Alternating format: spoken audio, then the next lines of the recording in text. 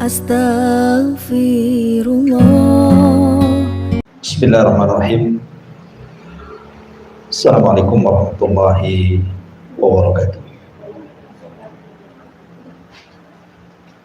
Alhamdulillah wassalatu wassalamu ala rasulillah wa ala alihi wa sahbihi wa mawalah wa la hawla wa la quwata illa billahi wa ba'd. Alhamdulillah, di siang hari ini kita masih bisa duduk di taman-taman surga majelis ilmu. Salawat dan salam kita hadiahkan kepada Rasul kita Nabi besar Muhammad sallallahu alaihi wa ala alihi wasallam. Kita masuk pada bab ke-32, bab tentang takut hanya kepada Allah subhanahu wa ta'ala. Ma'asyiral muslimat yang dimuliakan Allah subhanahu wa ta'ala, terkadang dalam kehidupan kita ini ada hal-hal yang banyak kita takuti. Ada orang yang takut tidak bisa makan, ada orang yang takut akan masa depan dia dan anak-anaknya, ada orang yang takut tidak dapat pekerjaan, ada yang takut apabila dikeluarkan dari pekerjaan, atau mungkin lebih daripada itu, takut kepada berhala, kepada selain daripada Allah subhanahu wa ta'ala, dan begitu seterusnya. Jadi bab ini akan mengarahkan kepada kita tentang menempatkan rasa takut hanya kepada Allah subhanahu wa ta'ala. Allah subhanahu wa ta'ala berfirman tepat pada surah Al-Imran ayat 175. Innama dzalikumus syaitanu yukhawwifu awliya'ah fala takhafuhum wa khafuni in kuntum mu'minin. Sesungguhnya mereka tidak lain hanyalah setan-setan yang menakut-nakuti kalian dengan kawan-kawannya. Oleh karena itulah maka janganlah kalian takut kepada mereka, tapi takutlah kepada Aku, kata Allah, jika kalian benar-benar orang yang beriman kepada Allah subhanahu wa ta'ala. Ayat ini sebenarnya didahului dengan ayat sebelumnya, di mana pada surah Al-Imran ayat 173 sebelumnya Allah mengatakan, alladzina qala lahumun nas innan nasa qad jama'u lakum fahsyauhum fazadahum imanan wa qalu hasbunallah wa ni'mal wakil fanqalabu bi ni'matin minallahi wa fadlin lam yamsashum su wattaba'u ridwanallah wallahu dzu fadlin adzim. Yaitu orang-orang yang mentaati Allah dan Rasulnya, yang ketika ada orang-orang yang mengatakan kepada mereka orang-orang kafir telah mengumpulkan pasukan, menambah pasukan mereka untuk menyerang kalian, karena itulah takutlah kepada mereka. Ternyata ucapan itu menambah kuat iman orang-orang yang beriman dan mengatakan, cukuplah Allah menjadi penolong bagi kami, dan dialah sebaik-baik penolong. Maka mereka kembali dengan nikmat dan karunia yang besar dari Allah. Mereka tidak ditimpa satu bencana pun, dan mereka mengikuti keridhaan Allah, dan Allah mempunyai karunia yang sangat besar. Sedikit tentang kenapa Allah subhanahu wa ta'ala berfirman dalam surah Al-Imran ayat 175 ini. Jadi sebab turunnya begini, Bu. ketika kaum muslimin mengalami kekalahan dalam perang Badar, ke dalam perang Uhud.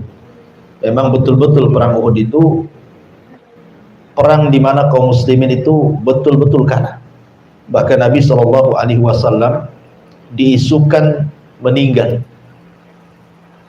karena ketika itu ada seorang sahabat yang mirip dengan Rasul namanya Mus'ab ibn Umair gugur di perang Uhud ini. Jadi sangkanya itu Nabi, sehingga tersebarlah isu kematian Rasulullah sallallahu alaihi wasallam di perang Uhud, padahal itu adalah kedustaan. Tetapi dengan tersebarnya isu kematian Rasul itu menciutkan sebagian hati para sahabat sehingga mereka mundur dan berakhir dengan mengalami kekalahan. Tetapi walaupun demikian, Allah Subhanahu wa taala menyelamatkan nabinya dan tidak benar berita kematian. Dan begitulah Allah Subhanahu wa taala jadikan kehidupan ini terkadang kalah, terkadang menang. Wa tilkal ayyam nudawiluha bainan nas. Terkadang hari-hari itu diputarkan oleh Allah Subhanahu wa taala. Ketika kemudian kaum muslimin sudah kembali ke Madinah, tiba-tiba kemudian Abi Sufyan ketika itu bicara kepada Abdul Qais, dan Abdul Qais ini seorang pedagang yang selalu berangkat dari Mekah ke Madinah. Jadi Abi Sufyan mengatakan, dan Abi Sufyan itu tokohnya orang Quraisy ketika itu belum masuk Islam, dan dia yang memimpin perang Uhud. Kata Abi Sufyan, "Ndak kemana kau Abdul Qais?" Kata Abdul Qais mengatakan, "Kami dan beberapa teman kami akan pergi ke kota Madinah." Kemudian kata Abi Sufyan, "Maukah engkau menyampaikan berita dariku kepada Muhammad? Mau enggak? Nanti ku berikan engkau imbalan." Akhirnya kemudian Abdul Qais dan kawan-kawannya sepakat mau. Akhirnya berangkatlah 3 orang ini dari Mekah menuju kota Madinah. Nah, kemudian ketika Nabi SAW sampai di sebuah tempat namanya Hamra al-Asad, itu kepulangan dari Uhud, tiba-tiba kemudian utusan Abi Sufyan, Abdul Qais dan kawan-kawan ini menemui Rasul sebelum masuk Madinah, ketemu di Hamra al-Asad. Kemudian menceritakan pesan dari Abi Sufyan bahwa dia dan orang-orang musyrik Quraisy akan datang menyerbu dengan lebih banyak lagi pasukan dibandingkan di perang Uhud. Bahkan akan menghabisi Rasul dan seluruh para pengikutnya. Maka Nabi SAW kemudian mencontohkan di hadapan para sahabat bahwa ancaman seperti itu tidak perlu gentar, tidak perlu takut, karena kemenangan itu bukan karena banyak jumlah atau kekuatan, tapi kemenangan itu datang dari Allah. Sehingga Rasul mengatakan, hasbunallah wa ni'mal wakil. Cukuplah Allah sebagai pelindung kita, dan dia adalah sebaik-baik pelindung. Maka para sahabat ketika Rasul mengucapkan kalimat itu semakin teguh keimanannya. Tapi rupanya apa yang dijanjikan Abi Sufyan bahwa mereka akan mempasukan besar tidak menjadi kenyataan. Hanya gertak saja, bahkan pasukan yang dibawa tidak banyak, bahkan mereka yang kemudian lari tunggang langgang kembali ke Mekah. Dari sini Allah Subhanahu wa taala katakan, sesungguhnya mereka itu tidak lain hanyalah setan-setan yang menakut-nakuti kalian dengan kawan-kawannya dari orang-orang musyrik Quraisy. Oleh karena itulah jangan kalian takut kepada mereka, tetapi takutlah kepadaku jika kalian benar-benar orang yang beriman. Jadi di sini orang-orang kafir Quraisy hendak menakut-nakuti Nabi dan para sahabatnya dengan pasukan yang banyak, persenjataan yang kuat, dan perlengkapan perang yang cukup, dan bisa mengalahkan Nabi dan para sahabatnya. Tentu kalau ini didengar oleh orang-orang munafik ataupun orang-orang yang lemah imannya, setelah mereka mengalami kekalahan, tentu mereka akan ciut nyarinya. Tapi Nabi SAW berusaha menanamkan rasa takut hanya kepada Allah. Jangan sampai kalian takut kepada mereka orang-orang kafir. Takutlah kepada Allah Subhanahu wa taala. Dari situlah maka ketika Nabi SAW memberikan contoh bahwa kita tidak boleh takut kepada manusia tapi takutlah kepada Allah, barulah para sahabat kemudian semakin kuat keimanan. Ma'asyiral muslimat yang dimuliakan Allah Subhanahu wa taala. Inilah contoh Rasul sallallahu alaihi wasallam memberikan keteguhan kepada para sahabat untuk jangan takut kecuali kepada Allah. Dan Al-Qur'an itu kita ambil bukan karena sebab turunnya, tetapi karena umum lafadznya. Jadi syaitan itu memang sejak diciptakan dan menjadi musuh bagi manusia, memang dia selalu menakut-nakuti kita. Salah satu contohnya adalah, ibu bisa buka Al-Baqarah ayat 268. Allah Subhanahu wa taala berfirman, "Asy-syaitanu ya'idukumul faqra wa ya'murukum bil fahsyah wallahu ya'idukum maghfiratan minhu wa fadla wallahu wasi'un alim." Syaitan itu senantiasa memberikan was-was kepada orang-orang yang hendak berinfak, bersedekah, berzakat. Jangan lakukan, karena engkau akan mengalami kefakiran. Jadi syaitan itu menjanjikan kefakiran, bahkan memerintahkan kalian untuk berbuat kejahatan, sementara Allah Subhanahu wa taala menjanjikan kepada kalian ampunan dan karunia, karena Allah maha luas pengetahuan. Imam Nawawi rahimahullahu taala mengatakan, laisa lisyaitan silahun 'alal insan. Tidaklah syaitan itu punya senjata untuk melawan manusia, kecuali bagaimana caranya menanamkan khauful faqri. Bagaimana manusia itu takut akan kefakiran. Sebab kalau seandainya manusia itu sudah takut akan kefakiran, maka manusia pasti akan berbuat jahat. Dan itu senjata syaitan untuk menakut-nakuti. Sebelum dia berbuat jahat, ditakut-takuti kefakiran. Makanya kenapa Nabi SAW mengajarkan satu doa, Allahumma inni a'udzubika minal kufri wal faqri wa adzabil qabri. Ya Allah, aku berlindung kepadamu dari kekufuran dan kefakiran serta azab kubur. Memang ada hadis yang ma'ruf di masyarakat, kadal faqru an yakuna kufran. Terkadang kefakiran itu dekat kepada kekufuran. Hadis ini tidak benar, hadis ini dhaif, ya. Akan tapi secara makna memang benar, bahwa orang-orang fakir itu mudah meninggalkan kewajiban, bahkan bisa meninggalkan agamanya. Dulu kita dapat cerita kan, gara-gara sebungkus sepermi orang bisa murtad. Zaman dulu, ya. Kalau sekarang nggak mulai sebungkus bayar. Kalau sekarang pabriknya baru murtad, dikasih pabrik. Jadi kadang-kadang kefakiran itu bisa mengakibatkan kekufuran, bisa meninggalkan agama. Bahkan terkadang dia bisa murka kepada Allah Subhanahu wa taala, menyalahkan Allah seolah-olah ujian dari Allah itu bagikan azab bagi dia. Makanya Nabi mengajarkan satu doa agar kita berlindung dari kefakiran dan juga kekufuran. Nah, di antaranya adalah ketakutan manusia kepada kefakiran ini mengantarkan kepada mencari pekerjaan haram. Karena dipikirnya bahwa mencari yang halal itu sulit. Sementara dia harus makan, sementara keluarganya harus makan, anak-anaknya harus makan dan juga harus sekolah. Akhirnya dia tidak peduli dengan bagaimana cara mencari harta.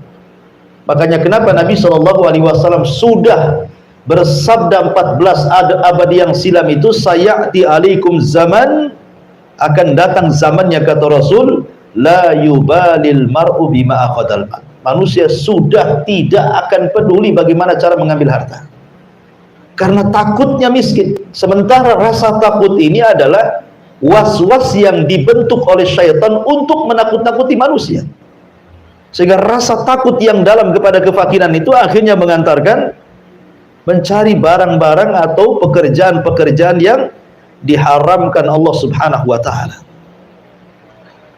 Ataupun mungkin kefakiran ini juga bukan hanya sekedar mengantarkan kepada mencari hal-hal yang kemudian diharamkan dari pekerjaan, terkadang juga sampai kepada membatasi keturunan. Ingat, Nabi SAW mengatakan, tazawwajul walud wal wadud fa inni mukathirun bikumul umam yaumal qiyamah. Kata Rasul, nikahilah wanita yang tukang beranak dan juga penyayang kepada suami. Kemudian Rasul mengatakan, karena saya akan berbangga dengan banyaknya umat pada hari kiamat. Tapi ada sebagian orang yang kemudian berpikir, kalau banyak anak ini, gimana cara ngasih makan? Gimana nyekolahkannya? Takut dia. Takut masa depannya. Pada Allah Subhanahu wa ta'ala mengatakan, nahnu narzukukum wa iyyahum. Kami loh yang kasih rezeki kalian dan juga anak-anak kalian. Kenapa mesti pusing? Lah terkadang kemudian perasaan takut kepada selain Allah yang dihembuskan oleh syaitan, salah satunya kepada kefakiran, itu mengantarkan orang akhirnya membatasi keturunan. Padahal tujuan pernikahan itu adalah memperbanyak keturunan. Ya. Kemudian juga yang ketiga, terkadang juga banyak akhirnya kemudian anak-anak muda terhalang dari menikah. Alasannya belum ada pekerjaan, alasannya belum mapan, alasannya nanti saya kasih makan apa istri saya gitu ya.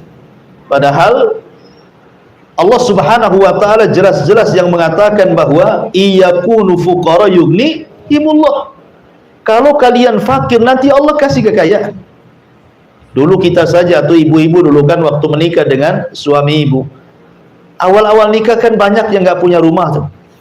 Tapi seiring dengan waktu, awalnya nyewa, akhirnya cari lahan, atau mungkin nyicil beli rumah, punya rumah. Yang nggak punya kasur sendiri beli kasur, punya kulkas, punya ini, punya itu, akhirnya lengkap satu rumah kan. Lah siapa yang kasih itu kalau bukan karena Allah Subhanahu wa ta'ala? Dan itu sekali lagi bahwa itu adalah syaitan. Syaitan membisikkan di telinga anak-anak muda supaya menjauhi pernikahan, supaya tabatul, sehingga disuruh maksiat kepada Allah Azza wa Jalla.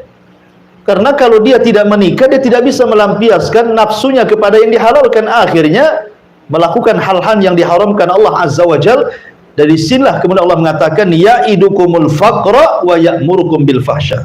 Setan menjanjikan kefakiran, habis itu memerintahkan untuk berbuat kerusakan. Kemudian juga termasuk juga karena takut kefakiran, terkadang ada orang-orang tua yang punya anak gadis gitu ya. Ketika sudah waktunya menikah, terkadang dia pilih-pilih jodoh tuh anak-anak. Kalau dia tidak beragama tuh, mesti doktrin orang tuanya kepada anak gadis tuh, nah kalau cari jodoh cari yang mapan.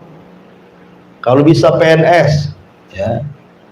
Kalau bisa yang paslon yang banyak kan gitu ya. Jadi kadang-kadang seperti itu. Ya minimalnya pengusaha katanya. Minimal pengusaha itu, maksimalnya apa? Menteri ya. Jadi kadang-kadang orang-orang yang kemudian mendoktrin anak-anaknya itu justru soal urusan dunia. Padahal kita tahu bahwa kenikmatan berumah tangga itu bukan disebabkan karena kekayaan. Bukankah Rasul yang mengatakan ketika memilih kriteria itu, kata Rasul, fadfar bidzatid din taribat yadak. Ambil yang baik agamanya. Ambil yang baik agamanya, karena anak gadis kita itu akan melahirkan cucu kita. Cucu kita akan melahirkan cicit kita, dan itu aset bagi kita setelah kematian kita. Mereka yang mendoakan kita. Kalau orang-orang yang kaya belum tentu sayang dengan orang tuanya, jangankan lagi meninggal setelah kematian kita, masih hidup ketika sudah tua saja boro-boro gitu ya. Kenapa? Karena yang menggerakkan anak sayang kepada orang tua itu agama, bahwa ketika dia birrul walidain itu sebuah pahala. Makanya gara-gara kemudian was-was syaitan, akhirnya banyak kemudian orang-orang yang justru menjodohkan anak-anaknya dengan dilihat barometer kekayaan bukan dari agama. Atau terkadang juga karena takut fakir, banyak kemudian wanita-wanita yang kemudian mengambil tempat pekerjaan laki-laki. Dulu kita belum pernah lihat ada pom bensin itu yang layan perempuan kan Bu, pom bensin yang laki-laki. Nah, sekarang yang di pom bensin itu banyak perempuan gitu, laki-lakinya terusir sedikit Bu. Yang saya khawatirkan nanti tukang bangunan pula perempuan semua, ya kan, repot itu nanti. Pemborongnya perempuan, tukangnya perempuan, helpernya perempuan. Nah laki-laki kerja apa? Suruh mancing, gitu kan. Jadi itu akibat apa? Karena takut fakir. Kemudian gaya hedonis dipertontonkan dengan sinetron-sinetron yang isinya di rumah-rumah megah, gedong, belum lagi artis kalau ngupload video itu, wah semua kekayaannya, mobilnya, istananya, semuanya. Akhirnya orang-orang miskin menghayal kapan kayak dia gitu. Sehingga kurang bersyukur. Padahal Nabi SAW mengatakan, umduru ila man huwa asfala minkum wa la tangduru ila man huwa fawqakum. Lihat ke bawah kalau urusan dunia, jangan lihat ke atas, pegel. Ya. Karena kalau banyak lihat ke atas itu syukurnya sedikit jadi. Kemudian, dan itu akibatnya akhirnya banyak perempuan-perempuan yang kemudian tidak punya aturan cara mencari pekerjaan, karena berpikir kehidupan dia macam mana, masa depan dia macam mana. Orang tua saya sudah miskin, saya masih miskin lagi. Padahal belum tentu. Betapa banyak orang-orang susah kemudian dipinang orang kaya, jadi kaya ya dia. Itu siapa yang berkehendak Allah Subhanahu wa Ta'ala. Dan belum tentu orang kaya juga senang hidupnya. Hanya zahirnya saja dia senang. Ya, karena bagaimanapun kesenangan itu datang dari hati, dan itu pemberian dari Allah Subhanahu wa Ta'ala. Kemudian juga akibat kemudian bagaimana setan merongrong manusia untuk menakut-nakuti, dicintakan dengan harta dan ditakutkan dengan kematian. Bagaimana orang itu dicintakan dengan harta kemudian ditakutkan dengan kematian, akhirnya dia pun melanggar syariat dan mengikuti perintah syaitan. Ya. Kembali kepada tema bahwa di sini Allah Subhanahu wa Ta'ala menjelaskan tentang bagaimana kedudukan takut. Takut itu sebuah ibadah. Pada bab sebelumnya kita menjelaskan tentang al-mahabbah. Maka bab sekarang menceritakan tentang al-khauf. Kenapa di sini mu'alif rahimahullahu ta'ala ingin menjelaskan tentang rukun-rukun ibadah hati. Jadi rukun ibadah hati itu ada 3 Ibu ya. Pertama al-mahabbah, perasaan cinta. Yang kedua al-khauf, perasaan takut. Yang ketiga ar-raja, perasaan mengharap. Ibadah itu harus didasari dengan cinta, jangan terpaksa. Ibadah itu harus didasari dengan takut supaya terangsang terus untuk melakukan ibadah. Ibadah itu harus didasari dengan harapan. Dengan adanya harapan berarti makin kita ini semangat untuk beribadah, karena di balik ibadah ada sorga, ada kenikmatan, dan begitu seterusnya. Itu disebut arkan, rukun-rukun ibadah hati. Dan rukun-rukun ibadah hati lebih mulia dibandingkan ibadah zahir. Ibadah hati itu jauh lebih mulia dibandingkan ibadah yang nampak. Gerakan-gerakan, bacaan-bacaan itu. Kenapa? Karena yang merangsang gerakan ibadah, gerakan dan ibadah bacaan itu adalah hati. Salat itu kan gerakan, tetapi yang paling penting itu khusyuknya. Khusyuk itu dalam hati. Karena percuma kalau hanya gerakan saja. Betapa banyak Allah menolak gerakan-gerakan salat yang tidak khusyuk, tidak tumakninah, asal bergerak saja. Karena inti ibadah itu dalam hati. Kalau hatinya baik, semua gerakannya baik. Kalau hatinya tidak baik, maka gerakannya pun tidak baik. Itu yang disabdakan Nabi SAW. Sedikit bicara takutnya. Takut itu ada 4 macam. Takut itu ada 4 macam. Yang pertama, takut kepada Allah yang sudah saya jelaskan. Tidak boleh takut kecuali kepada Allah. Tidak boleh takut kecuali kepada Allah. Dan ini takut ibadah, namanya takut tauhid, berpahala.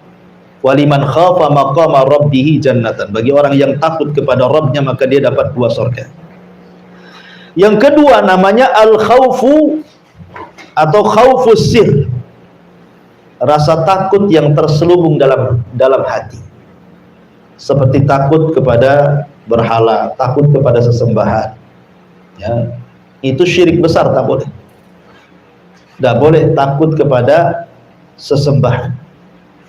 Seperti takutnya orang-orang musyrik di zaman Nabi SAW, kalau mereka sampai meninggalkan sembahan mereka, maka akan ditimpa azab. Ya, sehingga lihat para nabi ketika menghadapi kaumnya, seperti contohnya umpamanya Nabi Allah Hud alaihi salatu wassalam. Dia mengatakan kepada kaumnya, fakiduni jami'an summa la yungdhar. Silahkan kalian bersepakat dengan berhala kalian, buat makar untukku, aku tunggu, jangan lama-lama, sekarang juga. Artinya Hud menanamkan bahwa kita tidak boleh takut kepada berhala-berhala. Takut itu hanya kepada Allah Azza wa Jalla. Ya. Tidak boleh orang takut seperti itu. Seperti takut, ya, seperti yang saya tokan tadi, banyak orang-orang yang kemudian menghambakan dinar, menghambakan dirham, menghambakan rupiah, dolar, dan juga ringgit karena takut. Takutnya itu takut tidak makan, takut tidak terlaksana keinginan dia, cita-cita dia, sehingga dia hambakan duit itu. Hari-hari dari pagi sampai pagi dia cari duit. Dia lupa sholat, lupa zakat, lupa segala-galanya. Dia menghambakan uang. Oh, sekarang kan berhalanya uang. Handphone berhalanya sekarang, ya, bukan batu lagi. Kadang-kadang sibuk main handphone, padahal sudah datang waktu zuhur, tidak peduli dengan zuhur tuh. Dengan asar tidak peduli, dengan maghrib, pokoknya nongkrongnya di handphone. Jadi berhala tuh handphonenya jadinya kan. Ini kalau kemudian dia lebih takut kepada selain Allah Azza wa Jalla dibandingkan takut kepada Allah, oh hati-hati. Ya, ini takut sir. Ini syirik, kesyirikan, tidak boleh. Jadi ma'asyiral muslimat yang dimuliakan Allah Azza wa Jalla, ataupun datang ke kuburan-kuburan orang soleh, ke kuburan orang-orang soleh gitu. Dia takutnya kepada kuburan itu melebihi takut dia kepada Allah. Itu juga bisa mengantarkan kepada kesyirikan kepada Allah Azza wa Jalla. Kemudian yang ketiga, takut tapi tidak sampai syirik. Cuman rasa takut ini mengantarkan akhirnya meninggalkan yang wajib atau melaksanakan yang haram. Contoh, ibu diancam sama suami, ya, kau jangan sholat, nah itu ya. Akhirnya ibu takut, betul-betul tak sholat. Kenapa tak sholat? Takut sama suami. Kalau saya sholat saya dipecat katanya kan, saya ditalak, saya takutlah katanya. Atau dalam sebuah perusahaan, aturan perusahaan tidak boleh ada sholat. Akhirnya kemudian orang tidak mau keluar dari perusahaan itu. Jadi ketika ditanya, kenapa kau tidak keluar dari perusahaan itu? Ya, bukankah di perusahaan itu ketat tidak boleh sholat? Takut saya kalau keluar nggak ada kerjaan lagi. Ya nggak apa-apalah kan itu ya. Akhirnya rasa takutnya meninggalkan yang wajib dan mengerjakan yang haram. Nah, ini takut haram, tidak sampai syirik. Ya, takut haram. Dan yang terakhir tentu disebut dengan takut tabiat. Ya wajar ibu takut diancam orang. Ya, ada preman ngancam, kita takut, itu tabiat. Ya, takut sama buaya, apalagi buaya darat gitu kan. Jadi kalau memang takut seperti itu tabiat, tidak ada masalah. Tapi yang jelas bahwa dari semua takut itu yang paling utama takutlah kepada Allah Subhanahu wa taala. Kemudian dalil yang kedua, Allah Subhanahu wa taala berfirman, "Innama ya'muru masajidallah man amana billahi wal yaumil akhir wa aqama sholata wa ata zakata wa lam yahsha illallah fa asa ulaika an yakunu minal muhtadin." Orang-orang yang memakmurkan masjid-masjid Allah hanyalah orang-orang yang beriman kepada Allah dan hari akhir, serta mendirikan sholat, menunaikan zakat, dan tidak takut kepada siapapun selain kepada Allah. Mereka adalah orang-orang yang diharapkan termasuk golongan orang-orang yang mendapatkan petunjuk. Dalam ayat yang kedua At-Taubah 18 ini, Allah Subhanahu wa taala ingin menjelaskan kepada kita bahwa orang-orang yang memakmurkan masjid itu ada dua macam. Ada memakmurkan secara fisik, memakmurkan masjid secara fisik, seperti membangun masjid, ikut mewakafkan material-material masjid, entah besinya, entah semennya, entah kerikilnya, entah pasirnya, entah gentengnya, spandeknya, atau apalah yang berkaitan dengan pembangunan. Dan ini besar pahalanya. Sebagaimana Nabi SAW mengatakan, man bana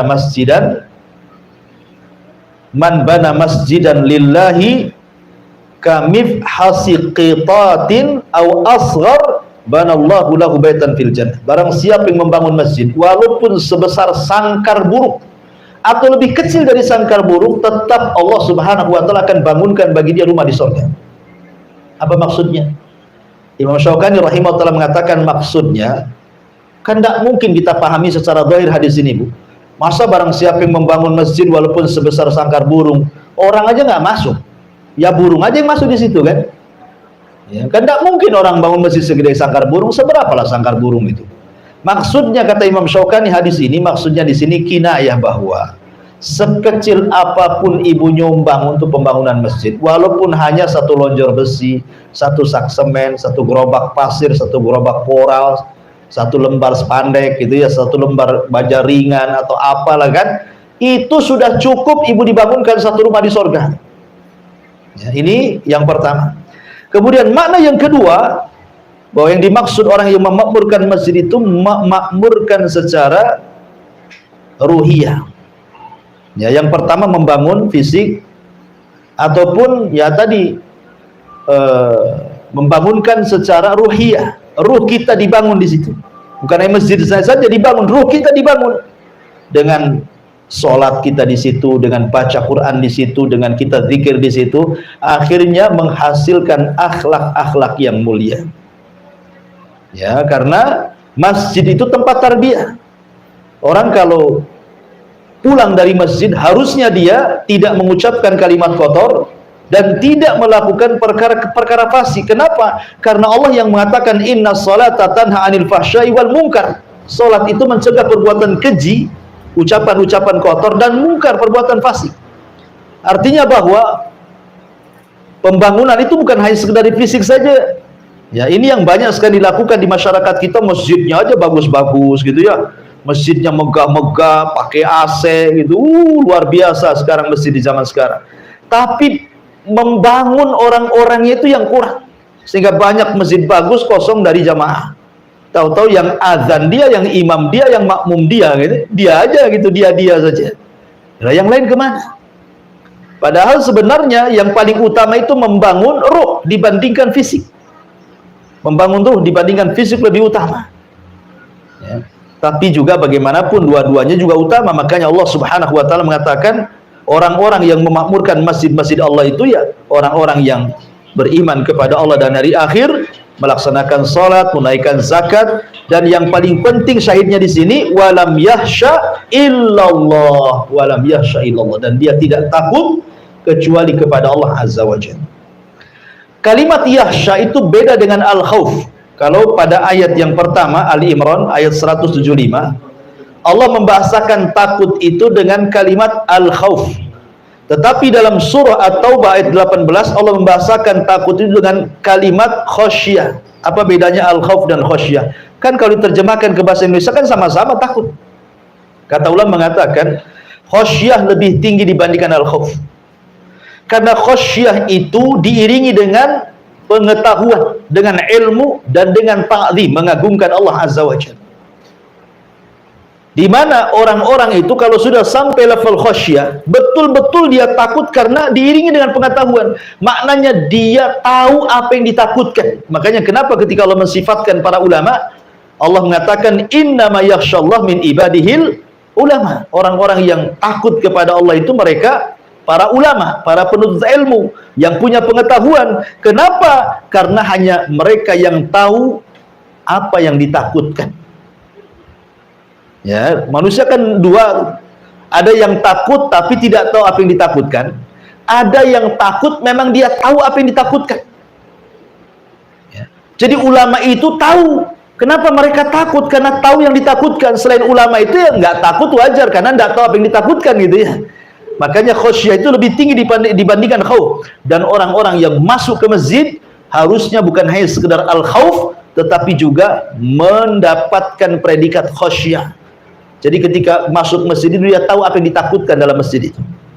Kenapa dia sholat? Karena takut akan neraka, takut akan adab, takut disiksa dan begitu seterusnya. Ya, jadi khosyah itu lebih tinggi dibandingkan al-khauf. Pun Allah mengatakan fa asa ulaika an yakunu minal muhtadin. Kemudian di dalam ayat yang lain Allah mengatakan, disebutkan dalam surah Al-Ankabut ayat 10, wa minan nasi man yaqulu amanna billah fa idza udhiya fillahi ja'ala fitnatan nasi ka'adzabillah wala in ja'a nasru min rabbika la yaqulanna inna kunna ma'akum awalaysa Allahu bi'a'lama bima fi suduril alamin. Di antara manusia ada yang berkata, kami beriman kepada Allah, maka apabila dia disakiti karena beriman kepada Allah, dia anggap siksaan manusia itu seperti siksaan Allah. Sungguh jika datang pertolongan dari Rabb, mereka pasti akan berkata, sesungguhnya kami beserta kalian. Bukankah Allah lebih mengetahui apa yang tersimpan dalam dada semua manusia? Maksudnya begini, ayat ini bagus sekali. Kita jabarkan sedikit, agak panjang. Ada yang mengatakan bahwa ayat ini adalah isyarat kepada orang-orang munafik. Jadi orang-orang munafik dan lemah imannya, kalau diuji oleh Allah Subhanahu wa taala di zaman Nabi sallallahu alaihi wasallam, maka mereka mengatakan ujian itu seolah-olah adab dari Allah Azza wa Jalla, bukan sebagai pengangkat derajat dan penghapus dosa, ya kan?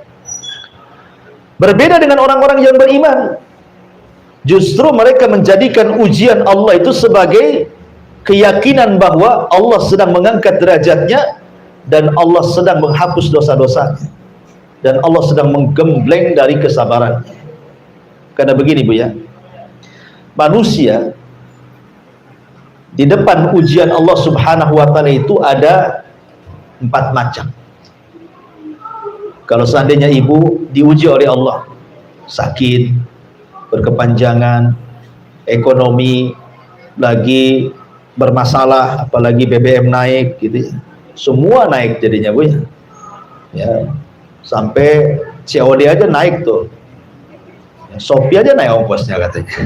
Naik semua Ibu ya. Sampai ibu pun naikkan juga uang belanjanya itu sama suaminya. Kenapa dinaikkan dek? BBM naik bang, nggak dengar BBM naik katanya. Ada yang sampai seperti itu.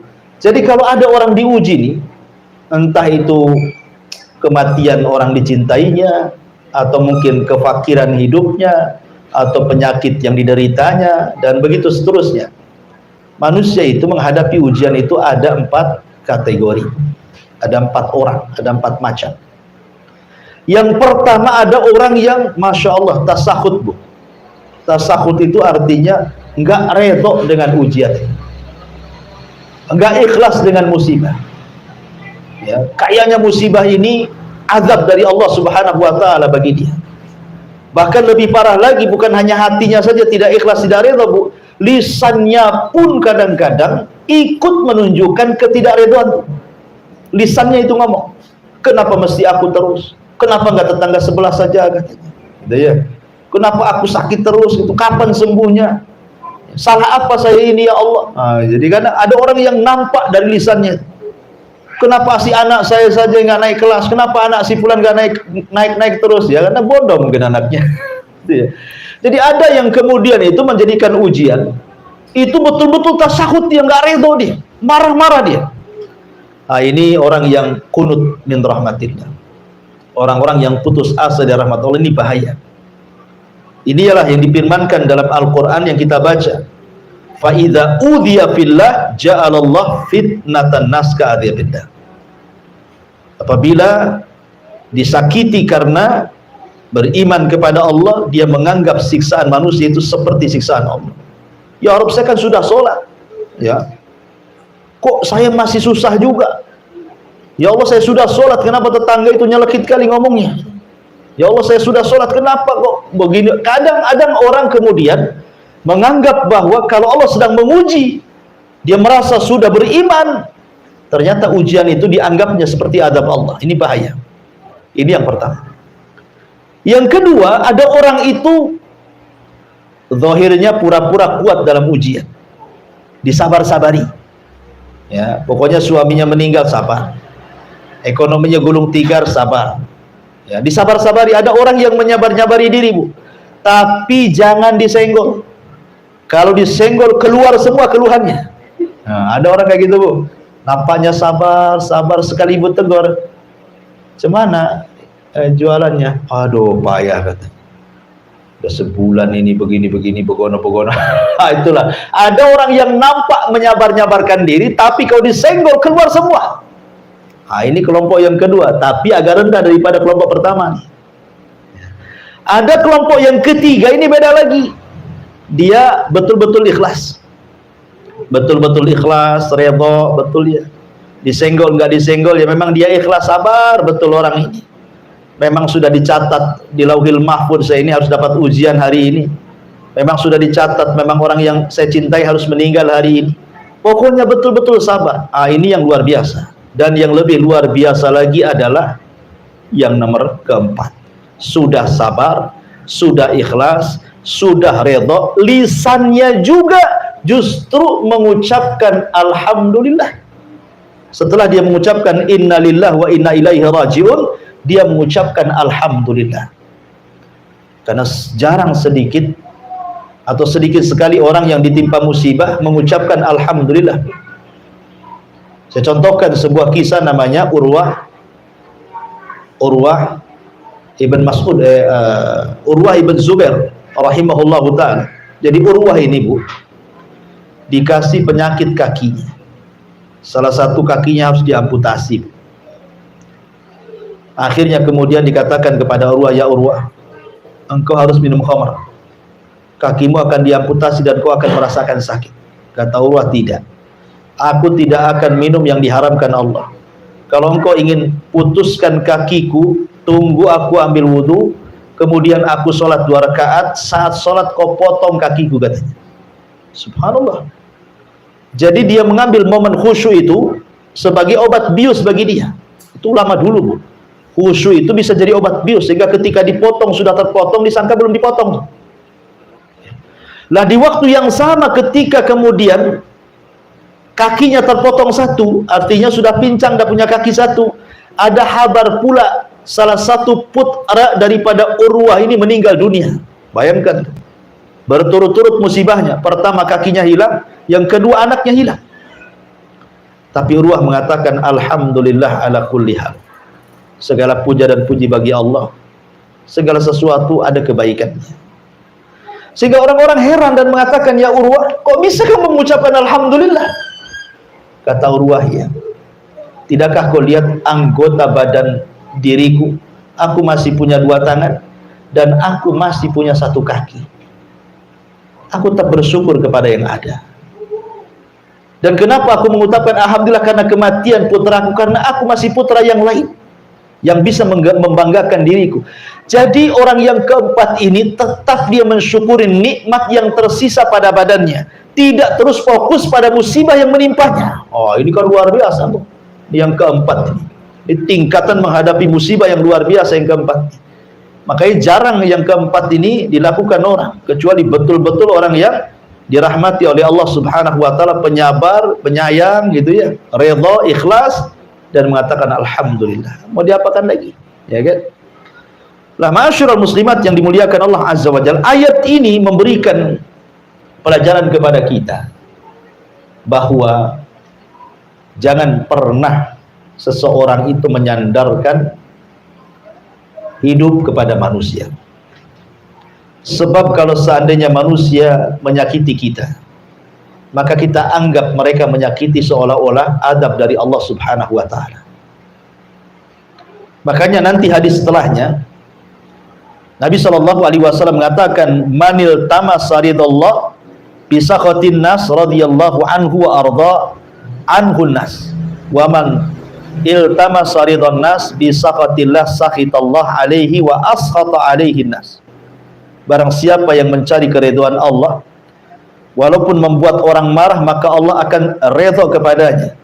Dan barang siapa yang mencari keridhaan manusia dengan perkara yang bisa mendatangkan kemarahan Allah, maka Allah akan marah kepadanya dan membuat orang-orang jadi marah kepadanya. Jadi memuliakan diri sendiri, jangan pernah menyandarkan kepada orang lain. Sebab kalau seandainya orang ini kemudian terputus dari kita, itu sakitnya itu luar biasa dan dianggap ini ujian terberat bagi dia, dan ini azab yang Allah timpakan kepada dia. Saya contohkan dari sejarah, Bu ya. Nabi SAW ketika pulang dari Taif, Rasul pulang dari Taif, dikiranya kan di Mekah dia sudah tidak bisa lagi berdakwah, karena 18 kabilah sudah mengancam dia akan dibunuhnya kalau dia tetap berdakwah di Mekah. Terpaksalah Rasul harus cari areal baru, berangkat ke Taif dengan harapan para pembesar Taif mau melindungi Rasul dan mau bisa tinggal di Taif sambil melanjutkan dakwah tauhid. Rupanya pembesar-pembesar Taif seperti Abdu Al-Layali, kemudian Al-Habib Ibn Amr, kemudian Mas'ud Ibn Amr, 3 tokoh Taif ini betul-betul mengusir secara telak kepada Rasul. Baru datang sudah diusir. Tidak cukup diusir, dilempari batu. Tidak cukup dilempari batu, anak-anak sudah 6 duri. Tidak cukup itu, dicaci maki oleh wanita-wanita Taif. Nabi SAW harus kemana coba? Ke Mekah tidak bisa masuk karena diancam dibunuh. Mau masuk Taif lagi tidak bisa karena dilempari batu. Tetapi tidak pernah keluar dari lisan Nabi SAW sebuah kata-kata bahwa ujian ini merupakan azab dari Allah. Rasul tidak pernah mengatakan, ya Allah, apakah ini balasan orang yang mengemban risalah? Contohnya umpamanya, ya Allah, apakah begini orang-orang yang kemudian mengemban kenabian dan kerasulan? Kenapa mesti aku yang disakiti? Kenapa tidak mereka saja? Kenapa mesti aku seperti ini? Rasul tidak mengatakan seperti itu. Tapi subhanallah, Nabi SAW mengajarkan kepada kita sebuah doa saat disakiti orang Taif itu. Apa kata Rasul? Allahumma ilaika ashku dha'fa quwwati wa qillati hilati wa hawani 'alan nas. Kata Nabi SAW, ya Allah, aku hanya mengadu kelemahan kekuatanku, sedikit pengalaman dakwahku, dan terasa hinanya diriku di atas manusia. Tetapi Rasul mengatakan, illam takun alayya sakhatun fala ubali. Kalau memang illam takun alaika, kalau memang engkau tidak murka kepadaku, kalau memang peristiwa seperti ini bukan kemurkaanmu kepadaku, kalau memang mereka melempari batu kepadaku, mencaci maki aku, ini bukan bentuk kemurkaanmu kepadaku, kata Rasul, fala ubali, aku nggak peduli. Ya. Mereka mau ngomong apa, mau melempari batu, mau menyakiti saya, terserah, asal ini bukan bentuk kemarahanmu kepadaku. Lihat, bisa nggak kita ngomong begini saat kena musibah? Umpamanya ibu kena sakit gitu, ya Allah, selama sakit ini, umpamanya persis seperti ucapan Nabi SAW, ya, ini bukan bagian azabmu untukku, saya nggak peduli. Ya, boleh jadi ini adalah engkau hendak mengangkat derajatku dan menghilangkan dosa-dosaku. Ah, kan enak, Bu. Kalau ibu ngomong gitu, tenang tuh hidup tuh. Umpamanya ini gulung tikar usahanya, dia ngomong, ya Allah, selama gulung tikar ini, kebangkrutan ini bukan azab dari kepada kamu, bukan karena engkau murka kepada aku nggak peduli. Mau gulung tikar, mau bangkrut, nggak peduli. Ya. Yang penting afiataka, karuniamu, maafmu lebih luas kau berikan kepada aku. Itu yang dikatakan Nabi SAW, ghairu anna afiyataka hiya awsa'ali, akan tetapi maafmu kepadaku lebih luas dibandingkan murkamu kepadaku. Kalau orang ngomong begini saat kena musibah, Bu, tenang satu dunia, Bu. Nggak ada orang yang menjerit-jerit, apalagi sampai curhat kemudian di FB, itu nggak ada, Bu. Ya kan? BBM naik, udah curhatnya macam-macam tuh, dari A sampai Z, setiap hari statusnya itu aja. Ya, kalau dia mengatakan seperti itu kan enak Bu ya kan, tenang, tidak sedih, tidak khawatir, tidak takut. Itu yang diajarkan Nabi SAW. Tapi betapa banyak sering saya katakan kan, apabila anaknya sakit dia mengeluh dan mengatakan, ya Rob kenapa anak saya yang sakit? Apabila ditimpa musibah dia mengatakan, ya Rob asi aku aja kena musibah, kenapa si anu tidak? Ya, ketika kemudian gulung tikarnya, ya Rob kenapa mesti usahaku yang gulung tikar, kenapa si anu itu kok bagus sekali usahanya, apa salahku? Kan ada orang-orang kayak gitu ya. Ini sama dengan firman Allah, fa idza udiya fillah ja'ala fitnatan nas ka'adzabillah. Apabila diuji gitu ya, maka dia menjadikan ujian itu seolah-olah azab dari Allah Subhanahu wa taala. Tidak, terkadang Allah Subhanahu wa taala menghendaki seperti itu supaya ada kebaikan yang kita tidak tahu hikmahnya. Makanya Allah mengatakan wa asa an taqru syai'an wa huwa khairul lakum. Boleh jadi sesuatu yang kita benci itu ada kebaikan di situ. Mana tahu gitu kan, itu rahasia Allah. Betapa banyak orang-orang yang keluar dari perusahaan ya, karena mungkin di PHK. Rupanya Allah mempersiapkan usaha yang jauh lebih berkah, lebih banyak, lebih bagus lagi dibandingkan ketika dia kerja di situ. Betapa banyak itu sudah banyak kok dilakukan orang-orang. Ya, jadi kenapa mesti takut? Takut dengan rizki, takut dengan kebahagiaan semua milik Allah. Tinggal minta kepada Allah yang Maha Kaya, ya kan? Ma'asyiral muslimat yang dimuliakan Allah Azza wa Jalla, makanya pentingnya seseorang itu membangun kebahagiaan dari diri sendiri. Jangan pedulikan ucapan orang. Gara-gara ucapan orang, kadang-kadang orang akhirnya ciut, tidak mau keluar rumah. Ya, ada juga yang kemudian bunuh diri gara-gara ucapan orang itu. Ngapain dipedulikan ucapan orang? Jangan jadikan ucapan orang itu azab dari Allah. Biarkan mereka bicara, nggak usah dipedulikan, gitu maksudnya ya. Maka jangan sampai ujian itu dijadikan fitnah yang seolah-olah adab dari Allah Subhanahu wa taala. Kemudian mu'alif rahimahullah taala mulai masuk pada hadis Nabi SAW. Dalam hadis yang marfu dari Abu Sa'id Al-Khudri radhiyallahu anhu, inna min dha'fil yakin an turdiyan nas bi sakhatillah wa an tahmadahum ala rizqillah wa an tadhummahum ala ma lam yu'tikallah. Inna rizqallah la yajurruhu hirsu harisin wa la yarudduhu karahiyatu karih.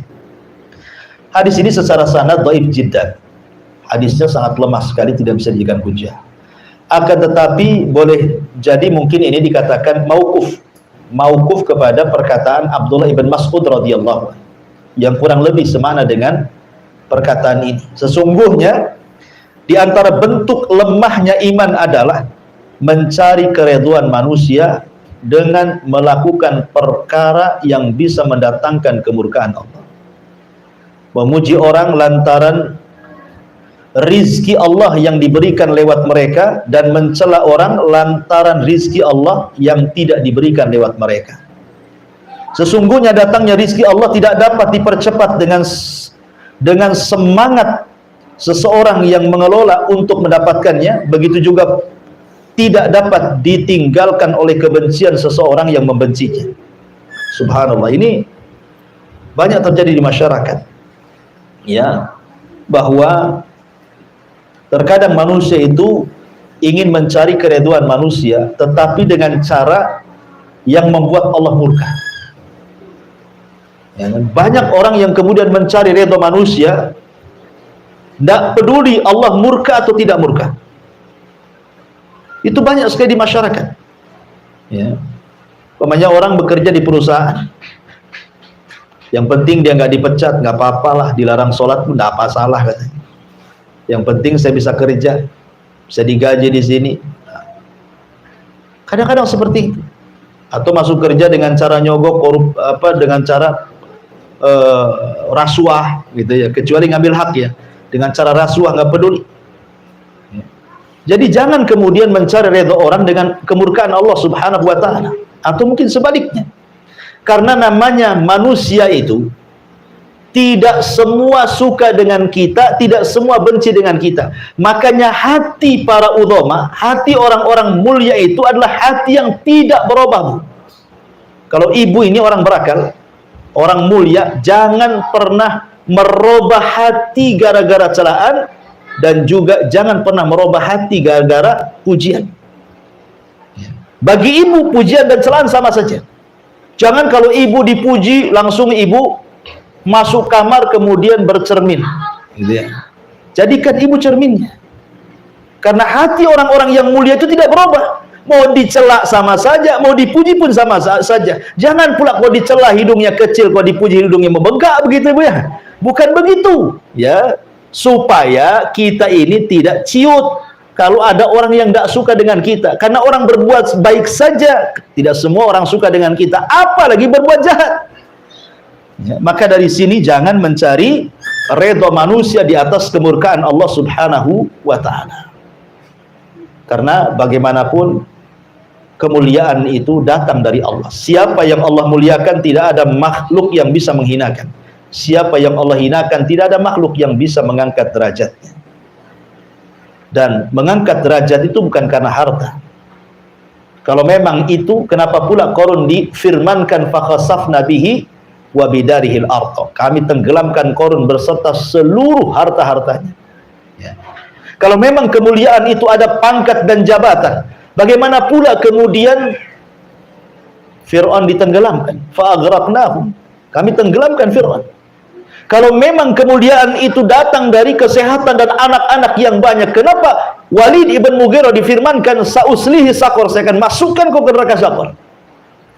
Kalau memang kemuliaan itu ada pada kesombongan, kekuasaan, kenapa Namrud dibunuh oleh seekor nyamuk yang masuk ke hidungnya, bersarang di otaknya 40 tahun kemudian meninggal? Ya. Semua diadab oleh Allah. Jadi kemuliaan itu milik Allah Subhanahu wa ta'ala. Kalau ingin cari kemuliaan, minta kepada Allah. Jangan minta kepada manusia. Jangan pula minta penilaian manusia. Tidak perlu dinilai manusia. Yang penting kita dapat nilai dari Allah Subhanahu wa ta'ala. Kemudian dari hadis yang terakhir, Aisyah radhiyallahu anha menuturkan bahwa Nabi SAW bersabda, "Manil tamasa ridallah bisakhatin nas, radhiyallahu anhu wa ardahun nas, wa arda anhun nas." Barang siapa yang mencari keridhaan Allah walaupun membuat orang marah, maka Allah akan redha kepadanya dan membuat orang-orang jadi redha kepadanya. Tapi sebaliknya, waman iltamasa ridwan nas bisakhatillah sakhitallahu alaihi wa ashata alaihin nas. Barang siapa yang mencari keridhaan manusia di tengah-tengah kemurkaan Allah, maka Allah murka kepadanya dan Allah akan buat manusia murka kepadanya. Sebenarnya perkataan Aisyah radhiyallahu anha ini adalah balasan surat kepada gubernur, kepada seorang sahabat namanya Muawiyah ibn Abi Sufyan ketika menjadi gubernur di Syam.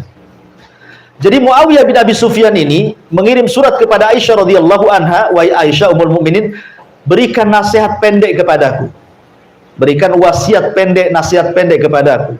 Maka Aisyah radhiyallahu anha kemudian menulis dari Aisyah ummul mukminin kepada Muawiyah bin Abi Sufyan, "Amma ba'du, aku sesungguhnya mendengar sabda Nabi sallallahu alaihi wasallam, barang siapa yang mencari keridhaan Allah walaupun membuat orang marah, maka Allah akan ridha kepadanya dan membuat orang akan ridha kepadanya. Dan barang siapa yang mencari keridhaan manusia dengan perkara yang mendatangkan kemarahan Allah, maka Allah akan murka kepadanya dan Allah akan jadikan manusia juga murka kepadanya." Jadi ini isi surat kepada Muawiyah dari Aisyah radhiyallahu anha ummul mukminin. Dan dari sini ada pelajaran bahwa sekali lagi jangan pernah takut kecuali kepada Allah. Katakan ibu yang benar walaupun manusia marah. Selama perkataan ibu ini hak, ibu mengajak dakwah kepada tauhid keluarga, walaupun satu keluarga benci sama ibu, tidak ada masalah. Ya, umpamanya ibu ada keluarga yang masih awam terhadap tauhid, masih syirik, masih datang ke dukun, masih percaya tangkal, masih percaya dengan nenek moyang, ibu dakwai mereka. Nggak boleh ini syirik, nggak boleh ini berselisih kepada sunnah. Akhirnya ibu dibenci sama keluarga, nggak apa-apa. Yang penting ibu dapat keridhaan Allah Azza wa Jalla. Daripada ibu diamkan, yang penting keluarga dekat dengan ibu tapi keluarga syirik dibiarkan. Janganlah nanti kalau saya kasih tahu nanti pula saya pula nanti jauh dari keluarga. Itu namanya mencari keridhaan manusia di atas kemurkaan Allah tuh. Ya, sampaikan yang benar, qulil haq walau kana murra. Sampaikan kebenaran walaupun itu pahit rasanya. Karena kadang menyampaikan yang hak itu memang perlu pengorbanan. Ya, perlu pengorbanan. Ya, terkadang konsekuensinya tadi akhirnya dijauhi orang, akhirnya dibilang macam-macam. Nabi loh dibilang gila, penyair, tukang tenun, penyihir. Gara-gara apa? Menyampaikan tauhid, menyampaikan yang benar. Yang penting Allah redha, sekalipun satu dunia benci, tidak ada masalah. Itulah perkataan Nabi SAW tadi, illam takun alayya sakhatun fala ubali, selama engkau tidak murka kepadaku, aku gak peduli. Ya, itulah yang harusnya jadi prinsip hidup bagi kita semua. Wallahu alam. Ini yang bisa sampaikan dari bab yang ke-32, takut kepada Allah. Silakan kita buka tanya jawab.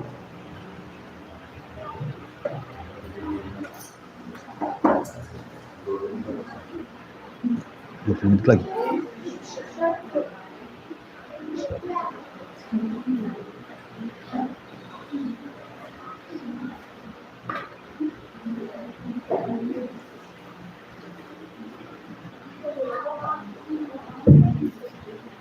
Assalamualaikum warahmatullahi wabarakatuh. Ya, waalaikumsalam warahmatullahi wabarakatuh. Ustaz, Ana mau tanya, kalau kita tak bisa mengatakan itu azab dari Allah, salahkah kita mengatakan mesti ini teguran dari Allah gitu, atau pada Allah gitu?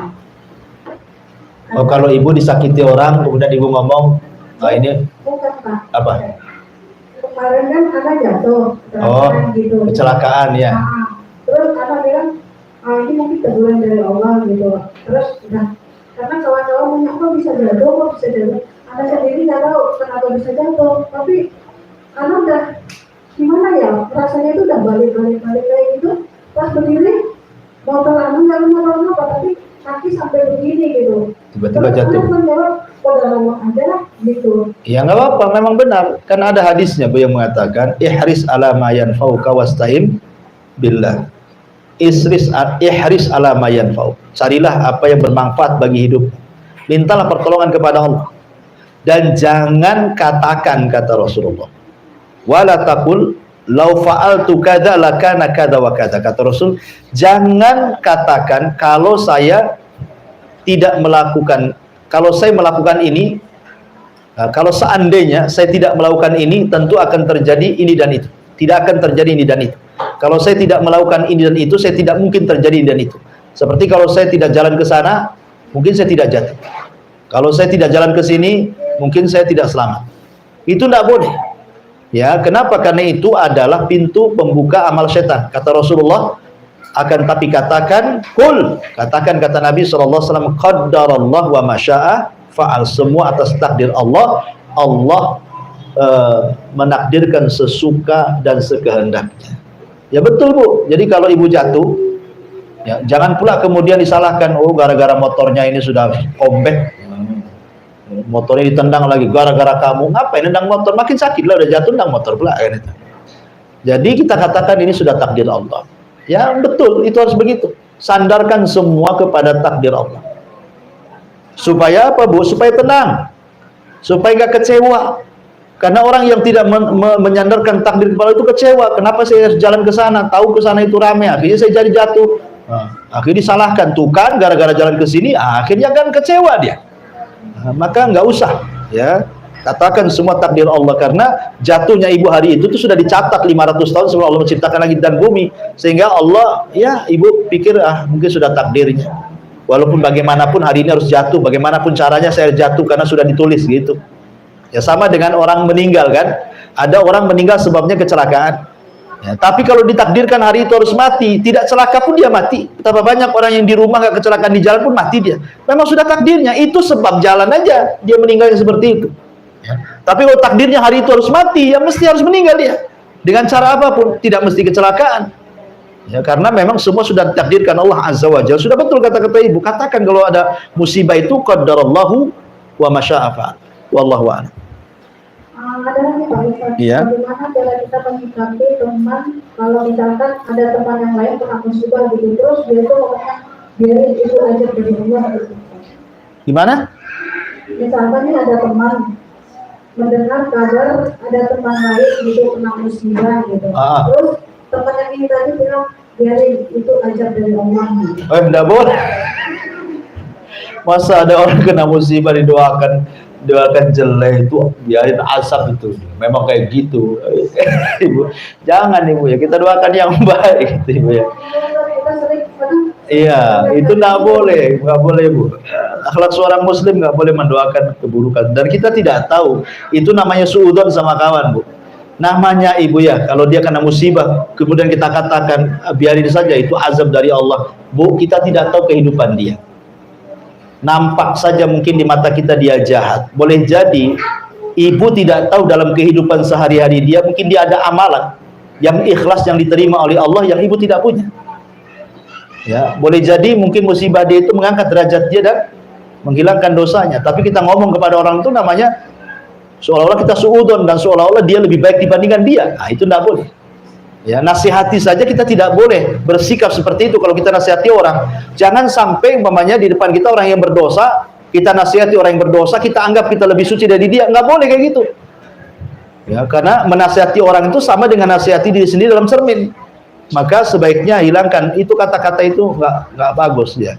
Itu bukan akhlak Islam ya. Wallahu a'lam. Wa ya. Salam ya. Iya, di sini ada pertanyaan juga dari YouTube ini apa ini? Bismillah, izin bertanya Ustadz, gimana hukumnya seseorang yang bersedekah untuk pembangunan masjid lalu diinfo saat serah terima uang disumbangkan beserta nominalnya dan foto tersebut di-share ke grup. Ya, tujuan nge-share ke grupnya apa? Kalau nyumbang kemudian tujuannya ingin dipuji orang, nah ini ria ya.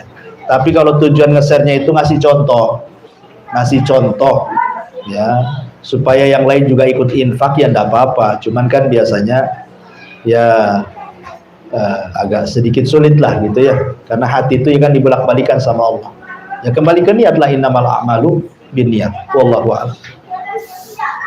Ya Bu, karena asar sebentar lagi, mungkin kita tutup pertanyaan sampai di sini. Subhanallah bihamdika, asyhadu an la ilaha illa anta astaghfiruka wa atubu ilaik. Allahu ta'ala. Assalamualaikum warahmatullahi wabarakatuh.